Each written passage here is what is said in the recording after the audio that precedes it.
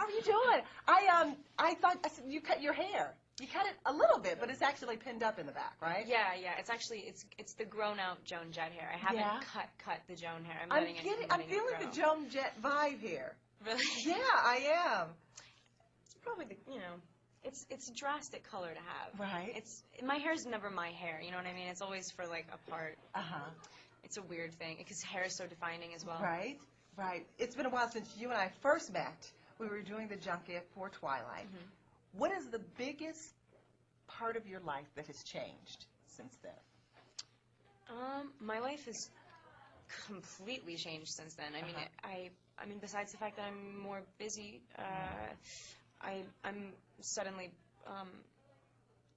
I'm doing something that I normally did sort of intermittently, all the time. Like I've been working since I was as an actor since I was like 9 years old. This has just been like the only difference is that it's so concentrated. Yes. Do you know what I mean? It's just that it's sort of Twilight all the time. Which I'm really glad that it's like I'm really glad that I'm attached to this particular franchise. Really, so no regrets doing Twilight because your private life is so public now, and because people are always after you.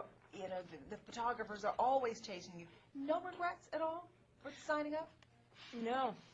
I mean, like, there's two very different, it's like, people sort of, being open and private are two really different things. It's like, you can still be completely open about what you love to do and stay private. I mean, you just have to, like, pick and choose and own what you want to own. But, like, at the same time, I get to also every single day talk about something that I'm not fighting to get out there. Usually, like, independent film actors are always, like, vying for the spot. Please, let's talk about the movie. Absolutely. Okay, let me show you one picture. Very sexy. That's me and Rob. That's you and Rob. Now, I'm not going to ask you the question that everybody asks because I know you value your privacy. I do.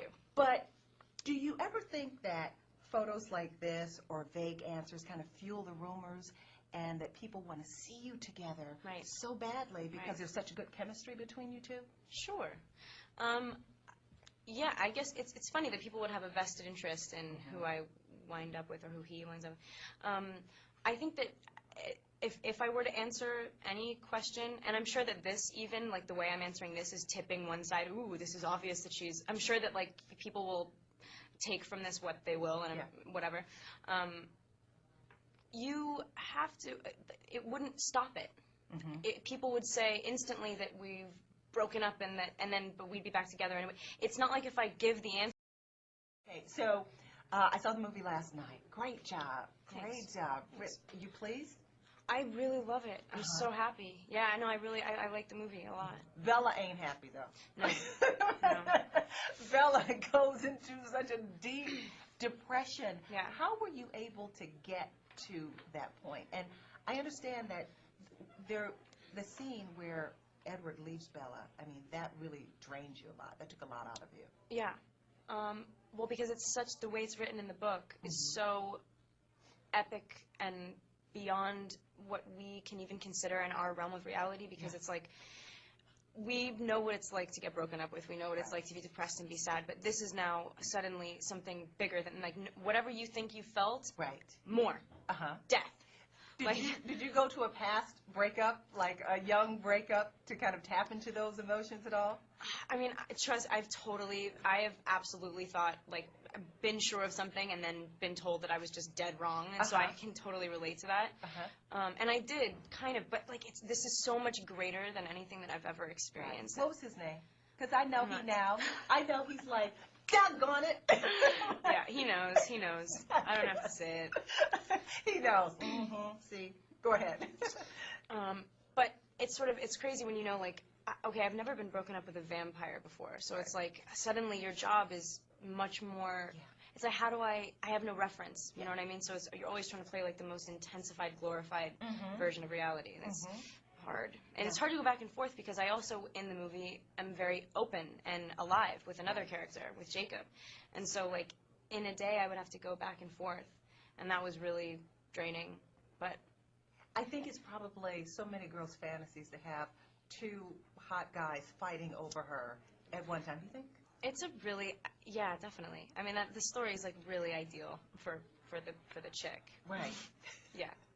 And the shirtless guys in the movie, they kind of push that along just a little bit, don't they?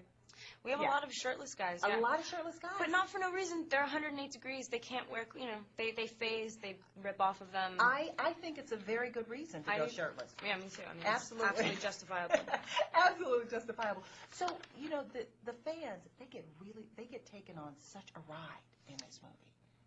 Hopefully, yeah, that's what we try to. Right, just such a ride. Can you just tell them, we don't want to give anything away, but there's so many intense scenes. Bella is going through so many emotions. How has she changed from the first film? Well, I think Bella in the first film, what I loved about her was the fact that she was willing to follow her heart wherever it led her. Right. And it was all about self-discovery and, like, you throw yourself into something that you don't know anything about, right. But because you feel so strongly, it's okay, and that should be a good enough reason. You shouldn't have to give, like, pragmatic, logical reasons why you're doing something that you love. When that's taken from her in the second one, she just matures. I mean, it's, she just knows herself a little bit more, and there's more. I think that she's in a position where you believe her more when she says, "I know what I want."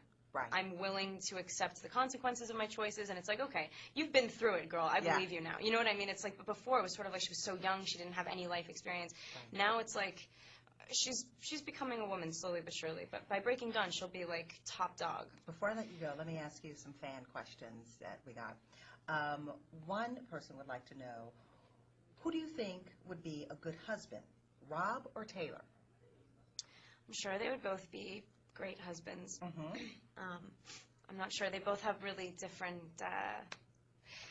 Taylor's like one of the most steady, sort of sure. Yeah. He's great. Like he's really just like a good guy. Mm-hmm. And then if you like if you're into, Rob is like a really more sort of analytical, thoughtful, like wishy-washy intellectual. So it depends like on what you're. They're both good guys. Do you believe in loving two people at once? Yes, I do. You do? Yeah, oddly enough, that's Eclipse. Yes. That's what I just actually left. Right. The love triangle that we're sort of setting up in New Moon is like actually really comes to fruition, and Bella has to deal with that particular subject.